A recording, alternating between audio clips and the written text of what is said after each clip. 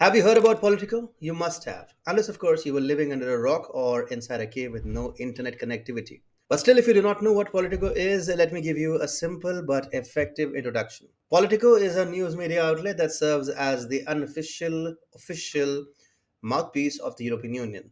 Every single move that the bloc makes is reported in Politico. If Politico says something, predicts something, analyzes something, it is safe to assume that it has the blessings of EU's big shots.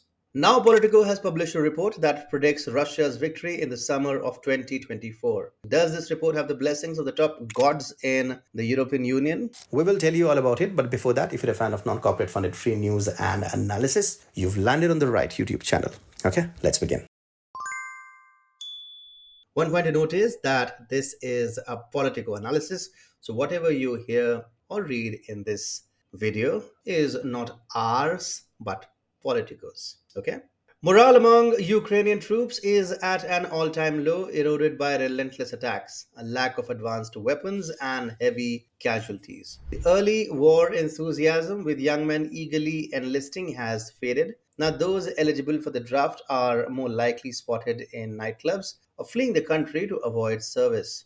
Recent reports from Ukraine paint a dire picture. Conversations with leaders, military officers, and citizens indicate the country is edging towards disaster. President Volodymyr Zelenskyy projects resilience publicly, but privately, military leaders prepare for inevitable losses this summer. As the conflict extends into its third year, the gap between the bold statements of Western countries and their actual support is glaring, leaving Ukrainian forces and officials wary and disillusioned. Zelensky warns of potential defeat without more robust US support, highlighting the risk of Putin's strategy to wear down Ukrainian resilience and Western resolve. Currently, Ukraine urgently needs artillery shells to counter Russian advances and prevent Putin from indefinitely stalling Kiev's EU and NATO aspirations. With Kharkiv, Ukraine's second largest city, in the crosshairs, the need for military support intensifies. Ukraine is calling for at least 2 dozen Patriot air defense systems to shield its forces and civilians from relentless missile strikes. The city's symbolic value as Ukraine's original capital makes it a significant target, as highlighted by Zelensky in a recent interview with Axel Springer. As the Eastern Front teeters on the brink, Ukrainian forces brace for further losses, with Commander-in-Chief Alexander Syrsky noting a sharp deterioration in conditions. Meanwhile, an aggressive Russian campaign aims to cripple Ukraine's infrastructure, exacerbating the front line's vulnerability. In recent heart-to-hearts with Politico, Ukraine's political bigwigs let slip that the national mood is more down than a deflated balloon. Despite trying to keep spirits high, their frustration with the West was as clear as day in every chat. Ukraine's chief diplomat Kuleba didn't mince his words. Give us the damn Patriots, he said. Kuleba did throw a nod of gratitude to the West for the help over the past 2 years, but is irked by a nasty catch 22. The crucial weapons Ukraine needs are either on hold or come too late, which then leads Western allies to wag their fingers at Ukraine's setbacks, making them hesitant to send more help. The call for troops is desperate. Ukraine might need 500,000 more, suggests former Commander Zaluzhny. Yet Zelensky and the parliament are wary of a massive new draft. So here is the key part. The West hasn't delivered the goods, which in turn saps Ukraine's mojo to keep up the fight. Amidst an existential crisis, with Putin wanting to erase Ukraine off the map, not my words, Politico's words, it turns out there isn't enough public appetite for a fresh draft.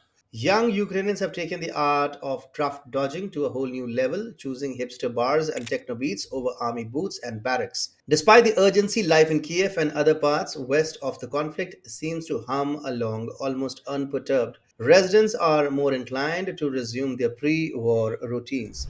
The West, meanwhile, has been banking heavily on sanctions and the hope of internal dissent in Russia to do the heavy lifting. There were hopes that casualty tolls or even a Kremlin coup might shake Putin's position. Meanwhile, Ukraine's initial surge of patriotic energy has fizzled out. The draft centers, once overwhelmed with eager volunteers, now see a starkly different scene. An estimated 650,000 men of military age have vanished across borders, ditching potential conscription. Back at Zelensky's headquarters on Bankova Street, despite the outward positivity, there is a palpable urgency for Western aid. President Biden's promised $60 billion aid package is hanging by a thread and it is sorely needed now. If that aid doesn't come through, Zelenskyy painted a bleak picture. Without it, Putin's next moves could leave cities in ruins and countless lives lost. He would completely destroy everything. Everything, Zelenskyy warned. So there you go, a shameful loss awaits Ukraine. I won't be surprised if the article was ghost written by Joseph Borrell. Western media is doing so many stories these days that they normally won't have. Before a war is won or lost, the tone of the media gives it away. Watch this report to know how Western media outlets have done a complete 360 degrees on Ukraine's coverage.